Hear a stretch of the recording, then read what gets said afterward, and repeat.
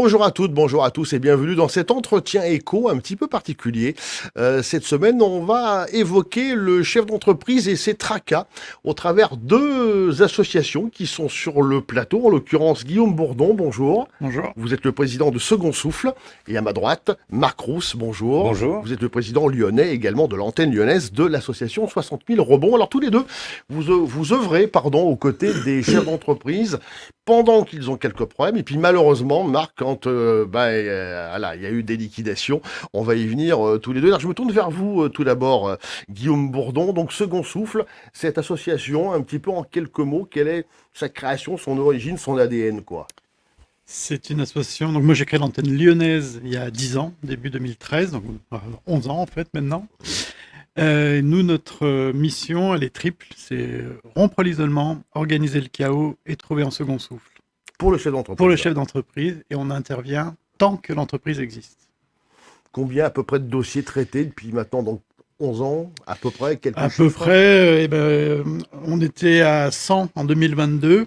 Et vous allez vite comprendre pourquoi je prends cet exemple-là, parce qu'on est déjà à 300 sur 2023. Ouais. Et, au bout de 11 jours sur janvier 2023, on est déjà au double de ce qu'on avait fait l'année dernière, quoi. Ouais. Donc Bon. ça s'accélère grandement. Donc en tout, un petit millier, je pense, depuis la création, quoi. Donc des indicateurs récents, en tous les cas, qui ne sont pas Qui exceptionnels. sont à suivre de près. À suivre de près. Ouais. Merci beaucoup. Marc Rousse, même question, votre ADN, votre vocation? Alors nous intervenons après l'intervention de Guillaume. C'est pour ça que vous êtes complémentaires. Absolument. Ouais. Si tant est que son intervention n'ait pas suffisamment fonctionné, puisque nous accompagnons les entrepreneurs qui n'ont plus d'entreprise, soit par fait de liquidation, soit parce qu'ils ont été obligés de la vendre pour quelques euros. Et on les accompagne dans leur rebond professionnel et D'où personnel. le nom de D'où le l'association. nom de 60 000 rebonds. Ouais. Créé en 2012 sur Bordeaux, maintenant c'est une association nationale. Et en 2012, il y avait 60 000 procédures judiciaires. Tout simplement. Tout simplement. D'accord. Donc, Le même nombre que cette année. comme par hasard. D'accord, très bien, c'est très clair. Pour en venir, genre, ça c'est on a posé le décor. Après, ce qui est intéressant aussi de comprendre, c'est pourquoi vous avez créé ces structures, Guillaume. Tout simplement parce que moi, je suis entrepreneur depuis que j'ai 20 ans, j'en ai 50. Et j'ai liquidé une entreprise en 2012. Je suis designer de formation, je n'étais pas prêt à vivre cette affre de l'entrepreneuriat. Et en fait, j'aurais tellement souhaité avoir une association comme Second Souffle pour pouvoir m'épauler et comprendre les difficultés que, une fois que ça a été fait, j'ai cherché à transmettre et j'ai rencontré Second Souffle qui venait de déposer les statuts et je leur ai proposé de créer une antenne à Lyon. Et donc, il y a 11 ans, j'étais tout seul. Maintenant, on est 150 bénévoles. Et donc, on accompagne, voilà, j'étais tout seul, j'ai accompagné 10-15 personnes, et là, on va en accompagner 300 sur l'année. Donc, une raison personnelle. Hein. Initialement, ouais. Initialement, c'est ouais. les tripes Ça qu'on venait parlait, quoi. des tripes. Vous êtes dans le même cas, Marc, ou non? Le parcours est un peu différent. C'est un petit peu différent. D'abord parce que je ne l'ai pas créé. Ce qui est différent de Guillaume, ça a été créé par un monsieur qui s'appelle Philippe Rambaud sur Bordeaux, puis sur Paris et enfin à Lyon. Et qui avait une expérience effectivement de liquidation et qui a vécu ça, comme toutes les personnes qui vivent une liquidation, comme une petite mort. Et il s'est dit, c'est pas possible de laisser ces talents-là mourir doucement. Donc l'objectif a été de les amener par des processus très élaborés d'accompagnement à rebondir, soit dans le salariat, soit dans l'entrepreneuriat, et potentiellement recréer de l'emploi. C'est de partir du principe que quand vous faites du vélo, vous prenez le risque de tomber. Quand vous tombez, c'est pas fini. Puis il vaut mieux avoir un casque. Il vaut mieux avoir un casque. Vous avez des talents, vous savez faire du vélo. Vous avez créé une entreprise, vous avez créé 30 emplois, vous êtes liquidé 15 ans après, vous êtes entrepreneur. Et moi, je suis entrepreneur, donc j'ai vraiment le désir d'une vraie solidarité entrepreneuriale qui existe assez fortement quand vous êtes en activité, mais quand vous n'êtes plus en activité pour raison de liquidation, mais vous êtes seul. Vous êtes seul, ouais. Donc il y avait un vide et on a comblé le vide. Vous avez comblé le vide. Très bien. Guillaume, comment vous fonctionnez concrètement parlant? Parce que les chefs d'entreprise, quand il est un petit peu dans la panade, on va dire, il est justement focalisé, c'est bien mal, sur son problème. Il a parfois du mal à aller frapper aux portes. Donc vous allez le chercher, c'est lui qui vient quand même. Comment ça se passe? Ça ne peut être qu'une démarche volontaire de sa part.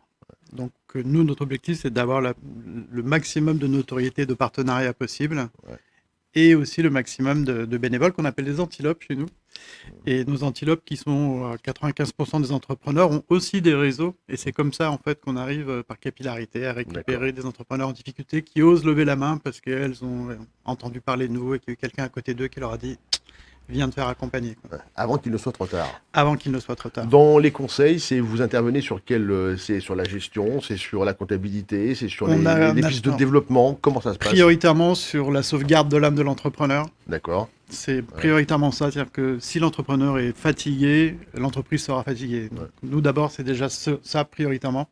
Et ensuite, sur tous les pans de l'entrepreneur, toutes ces difficultés, toutes ces interrogations, il n'y a pas de petite interrogation, donc n'importe quelle interrogation, on trouvera une expertise, un partenaire, quelqu'un qui pourra amener une réponse. En sachant que chaque histoire, en plus, elles sont toutes différentes. Toutes différentes. Ouais. C'est aussi Et on intervient en binôme, donc on a à chaque fois 2 fois plus de possibilités initialement. Mais c'est du conseil effectivement donc juridique, comptabilité, tout ce que l'on peut imaginer quand tout une société commence à avoir un pied qui décale. Alors vous, effectivement, Marc, c'est un peu différent parce que le monsieur ou la dame, elle arrive, il lui reste normalement plus grand-chose. Donc votre rôle...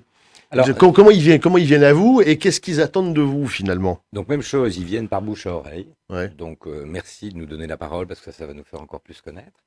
Et ça permet aux gens de sortir de leur solitude. On ne peut pas aller les chercher parce que vous ne pouvez pas aider quelqu'un qui n'est pas demandeur de l'aide. Et ça, c'est vrai dans tous les domaines. Pareil pour nous. Donc à partir du moment où il frappe à notre porte, par contre, on met en place un accompagnement long, ce qui va durer entre 18 et 24 mois, avec une première partie d'accompagnement, tout l'accompagnement étant bénévole, fait par des coachs professionnels, avec un double objectif, c'est « je me refais confiance ». Deuxième objectif, quelle est ma part de responsabilité dans cet échec pour pouvoir faire de cet échec une expérience apprenante. Je sortirai plus fort après cet échec. Ça, c'est le rôle du coach. Ouais. Et ensuite, des parrains qui sont des dirigeants d'entreprise en activité ou à la retraite ou des cadres dirigeants qui vont accompagner l'entrepreneur sur son projet professionnel. Est-ce que je rebondis dans le salariat, dans l'entrepreneuriat? Si oui, quel est mon business plan? Comment je vais faire?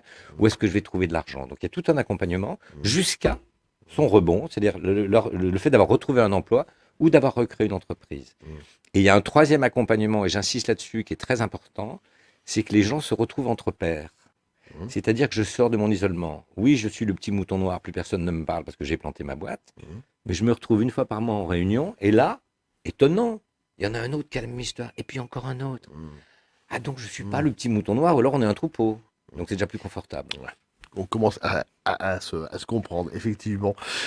Qui frappe à vos portes? Il y a un profil, c'est des TPE, c'est des PME, gros? Oui, sur les 4 millions d'entreprises qu'il y a en France, 98% c'est des TPE et des micro-entreprises. Oui, absolument. Donc, obligatoirement c'est celles-ci qui viennent nous voir par définition. Si je prends les chiffres de 2022, parce que 2023 on est en train de les finir, mais sur 2020, et ça sera à peu près la même chose, 50% des personnes qui viennent nous voir, c'est des commerces et des restaurants. D'accord. Les 50 autres pourcents, c'est quasi des pourcents différents, avec une augmentation sur tous les métiers autour du BTP, de l'immobilier. Ouais, donc la crise dont on entend parler dans les médias ça nationaux, effectivement, donc la tendance est aussi perceptible en région. C'est à peu près le même constat que vous faites. On est à peu près dans le même registre, TPE, PME, quelques ETI, puisque finalement cette solitude dans laquelle la personne va se retrouver avec une notion de dépression est à peu près similaire. Sur les sociétés plus grosses, non, parce que la personne garde souvent un environnement positif. Après, ce sont les mêmes secteurs d'activité, c'est-à-dire le bâtiment, les commerçants, de plus en plus de sociétés de services, communication. Et ça, c'est assez nouveau dans notre... C'est plus récent, ça. Oui, c'est plus récent. Bon, à étudier. Justement, alors vous parliez, Guillaume, tout à l'heure de l'année 2023 qui s'est terminée il y a quelques jours. On est en 2024. Le constat de situation, comme on dit, avant d'entamer cette année. Le constat de situation, c'est qu'on, pour l'instant, on ne voit pas la fin du tunnel chez nous. L'augmentation a commencé en août 2022 et depuis, elle ne s'est pas arrêtée. D'accord. Et chaque mois qui passe est un nouveau record, entre guillemets, pour le nombre d'accompagnements. Et ça continue. Donc, on n'est pas les plus optimistes. Les plus optimistes. Il n'y a même pas quelques petites étincelles là qui... Non, pas pour l'instant. Pas de petites bougies. Vous aussi, Marc, c'est un peu le même constat. Après, on a eu cette période de Covid sur laquelle les liquidations ont été diminuées quasiment par 2. D'accord. Là, on retombe sur les chiffres de 2019 avec une accélération, c'est-à-dire que beaucoup d'entreprises qui se retrouvent au tribunal de commerce sont directement liquidées, ce qui n'existait pas avant. D'accord. Parce que c'est des entreprises qui auraient pu mourir pendant la période du Covid et qui ont été maintenus grâce au PGE. Ouais. Donc à partir de là, il y a un rattrapage. Il y a un rattrapage qui se fait et sur lequel on a une réaugmentation du nombre de personnes accompagnées avec des perspectives. Si on était sur un marché classique, on serait heureux parce qu'avec des perspectives d'augmentation de notre activité, mais qui dans la réalité sont quand même très tristes, c'est qu'on attend une augmentation très très forte du nombre de liquidations en 2024. Okay. Je vais rester avec vous, Marc. Avant-dernière question de l'émission, parce que malheureusement, le temps nous est compté. On parle beaucoup d'une dichotomie entre les pays anglo-saxons et le nôtre, par exemple, sur quand un chef d'entreprise met la clé sous la porte, pour schématiser, aux États-Unis, en Angleterre, c'est une expérience, peut-être douloureuse, mais une expérience. Chez nous, c'est forcément un échec. Est-ce que c'est pas quelque chose qu'il faudrait peut-être aussi inverser dans notre culture franco-française ? Si, moi je pense oui, mais parce que dans les deux cas, c'est un échec. L'échec, ça vient du grec et ça veut dire je n'ai pas atteint l'objectif que je me suis fixé. C'est tout. Il n'y a pas de valeur morale à l'échec. Donc si je n'ai pas atteint l'objectif que je me suis fixé, qu'est-ce que je peux mettre en œuvre pour ne pas reproduire une partie de ma responsabilité? Vous avez 2 commerces dans la même rue, 2 boulangeries, il y en a une qui a fermé, l'autre qui n'a pas fermé. Le marché est le même. Donc il y a bien quelque chose que j'ai mis en œuvre ou que l'autre a mis en œuvre que je n'ai pas fait moi.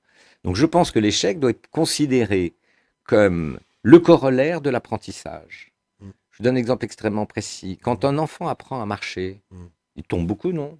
En théorie, oui. Il tombe beaucoup. Ça veut dire qu'il est régulièrement en échec. Et que font les parents à ce moment-là quand il tombe? Ils le mettent dans son landau en lui disant « tu ne marcheras plus jusqu'à la fin de tes jours ». Non. Ils l'applaudissent, ils lui disent « tu as fait une petite démarche ». Et ça, c'est la méthode anglo-saxonne. Un entrepreneur qui liquide sa boîte, s'il apprend quelque chose de cette liquidation, les anglo-saxons le reconnaissent plus fort. C'est-à-dire les banquiers vont être plus avenants avec lui qu'avec un entrepreneur qui n'a pas liquidé. Qu'en France, c'est En l'inverse. France, c'est l'inverse. Alors, il y a des signes qui nous montrent que ça commence un petit peu à bouger. Et je pense qu'il faut absolument qu'on se batte. Parce que cette réalité de l'échec entrepreneurial, elle est le même de partout. Oui. L'échec scolaire, l'échec Ce qu'on dans tous appelle les engagements associatifs. Ce qu'on appelle le droit à l'erreur. Hein. C'est le droit à l'erreur. C'est le corollaire. Même question pour vous, Guillaume. Quel ressenti vous avez par rapport à ça? C'est le même. Nous, on prend souvent l'image d'un billet de banque. En disant le billet de banque, c'est une certaine valeur. Quand il sort de la banque, il est tout lisse, tout parfait. Si je vous le donne, vous allez le prendre. Si je le froisse, vous allez le prendre quand même. En théorie, oui. Voilà. Et un entrepreneur, nous, c'est l'image qu'on a. C'est-à-dire qu'il peut se casser la figure. Sa valeur en tant que personne est la même. Et c'est ça qu'on voudrait que les gens retiennent, c'est que les entrepreneurs, c'est des gens comme vous et moi. On est potentiellement fragile, vulnérable, on ne sait pas tout, on n'est pas sachant, on n'est pas des Superman. Donc si on se casse la figure, au moins reconnaissez-nous le fait d'avoir osé essayer et qu'on puisse rebondir. Et on aura obligatoirement appris quelque chose. Puis vous savez ce que disent les philosophes, hein, l'erreur, c'est pas de la commettre, c'est de la reproduire en plus. Exactement. Absolument. Donc en plus, il faut effectivement s'en rappeler. Dernière question, qui est une nouvelle rubrique dans cette émission depuis le début de l'année que je pose à tous les deux. C'est une question d'actualité, l'actu qui vous a marqué, interpellé récemment. Marc, en quelques mots, vous aviez eu une idée à nous soumettre? Oui, j'ai une idée à vous soumettre. En fait, j'en ai une nouvelle là qui vient de m'arriver. Le ministre actuel de l'économie, je ne sais pas si ça sera le même demain, le ministre actuel de l'économie a proposé de proroger le PGE sur 3 ans. Exact. Et alors j'ai envie d'inviter les entrepreneurs à se dire, cette période-là, qui est une bonne période par rapport au fait que ça ne soit pas prorogé, comment je mets en œuvre, non pas je continue ce que j'ai fait jusqu'à présent, c'est comment je mets en œuvre pendant cette période le fait que j'anticipe ma sortie de PGE. Vous voyez ce que je veux dire? C'est que là, pendant 2 ans, les gens étaient sous PGE et pour certains n'ont pas modifié leur système de fonctionnement et se retrouvent aujourd'hui à la rue. Cette période qui est donnée par le ministre de l'économie, je pense qu'il faut que les entrepreneurs se fassent accompagner, entre autres, par les équipes de Guillaume, parce qu'ils sont encore en activité, pour éviter de se retrouver chez nous. C'est vraiment ce laps de temps, 3 ans, c'est très court dans la vie d'une entreprise, mais c'est suffisamment long pour pouvoir redresser. Guillaume, à vous. Un tout petit peu de côté sur ce que vient de dire Marc. 85% des entreprises s'en sortent quand elles anticipent qu'elles utilisent les procédures non judiciaires. 5% quand on rentre en redressement judiciaire. Donc la notion d'anticipation, elle est primordiale. Et ça faisait écho à Habitat, dont on parlait tout à l'heure, qui est moi l'actualité qui m'a frappé sur une structure bien installée et que c'est un peu la fin d'une histoire. C'est la fin, de quelque chose, d'une période en tout cas. Bien sûr. Et c'est voilà, moi c'est cette image-là qui m'a qui m'interpelle Et actuellement. ça corrobore aussi ce que vous disiez tout à Ouais. l'heure sur la situation en début Complètement. 2024 qui n'est Ouais. pas, selon vous, des plus florissantes. Merci, messieurs, tous les deux, d'être venus sur notre plateau en ce début d'année. Merci à vous. Merci à vous de nous avoir suivis. Vous pouvez bien sûr revoir cette émission sur notre site internet, sur notre chaîne YouTube ainsi que sur nos réseaux sociaux. Encore une fois, très beau début d'année, sur Lyon Entreprise et à très bientôt. Merci, au revoir.